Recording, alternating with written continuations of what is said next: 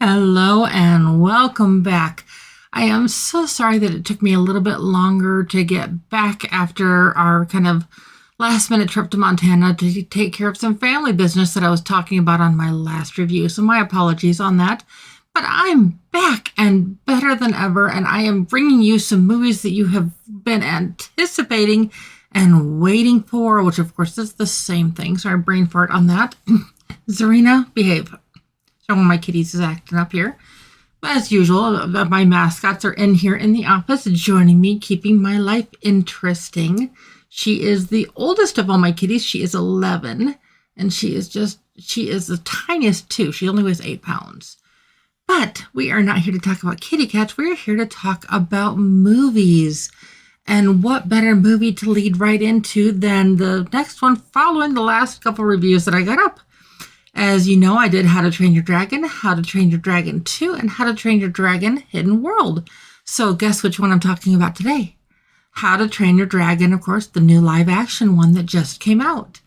Now, live action movies get a lot of flack, and for good reason, because they usually lose a lot of the magic when they go from the animation version to the live action version.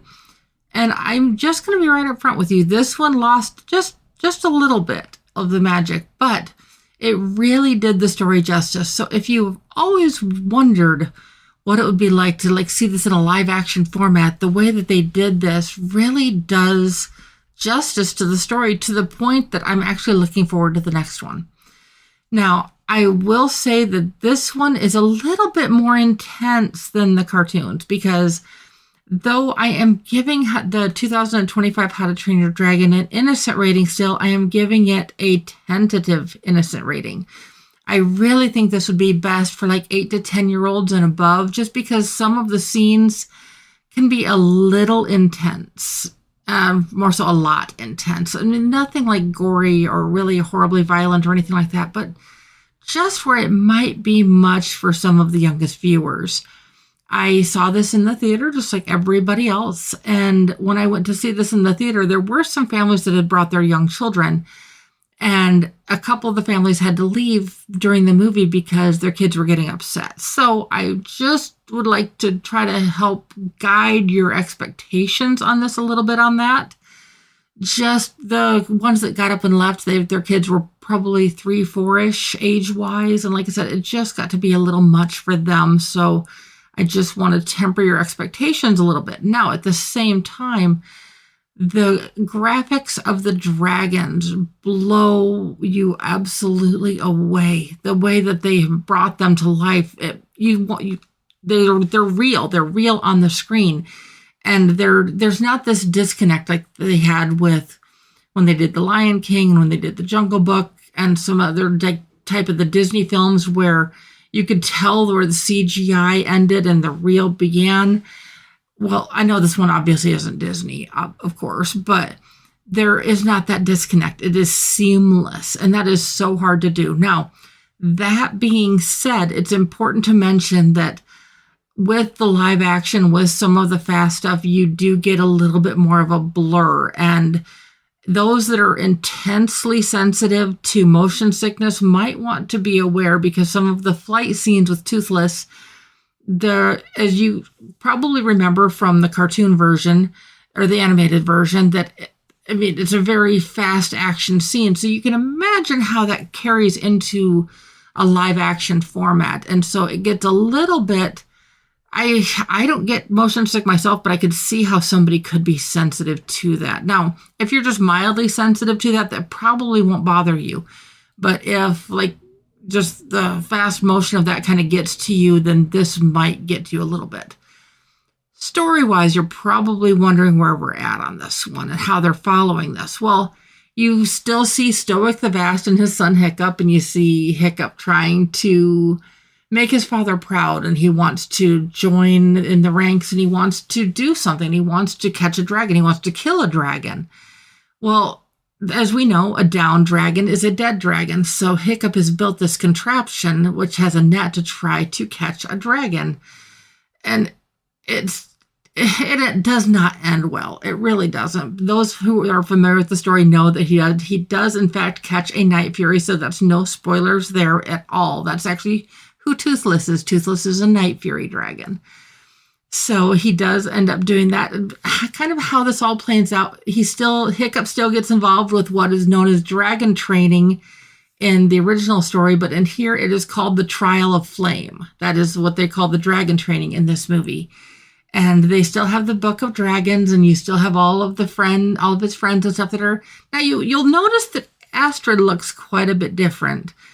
And I was really worried how they were going to incorporate that because, I mean, these are Vikings. This is on Berk, and all of these people are doing this. And it's like, okay, I'm probably going to upset some people, but there were no Black Vikings. There really weren't. But the movie kind of integrates that a little bit with adding to the story of how these people of other races and other ethnicities came to the island of Berk and how they are participating in their community.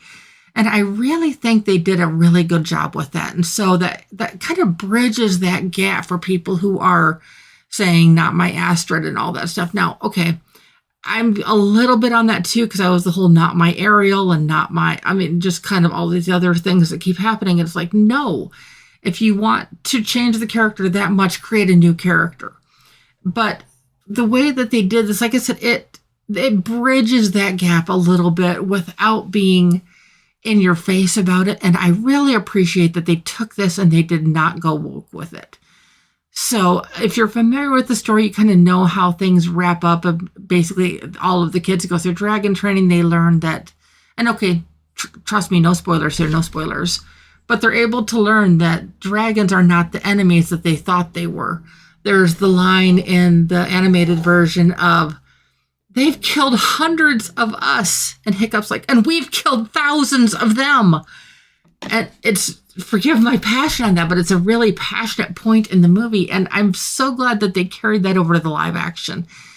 And how they work into the whole thing of how they find where the dragons are coming from and where that leads into and how that will carry the story forward.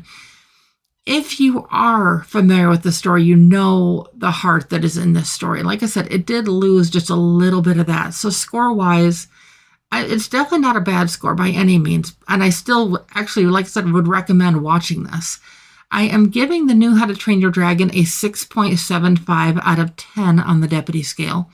Now, I did give the original How to Train Your Dragon a 7 out of 10 on the Deputy scale. So we're only talking a literal quarter point of a difference. So in case you were curious on that and you want to go back and check that review out again. In the credits, they did have that this movie was dedicated to the loving memory of Margaret Coll. Now, I'm not sure who that is, but the people with the film do. But the best part about this is if you manage to get all the way through the movie, which I certainly hope that you do, you're going to want to stick around through the credits because there is a bonus scene after the credits. And that's not something that we see often in stories such as this. So that is definitely something that you're going to want to wait for and check out because it's just a hint of where the story could be going from here. So if this is one that you've been excited about, I really hope that you get a chance to check it out.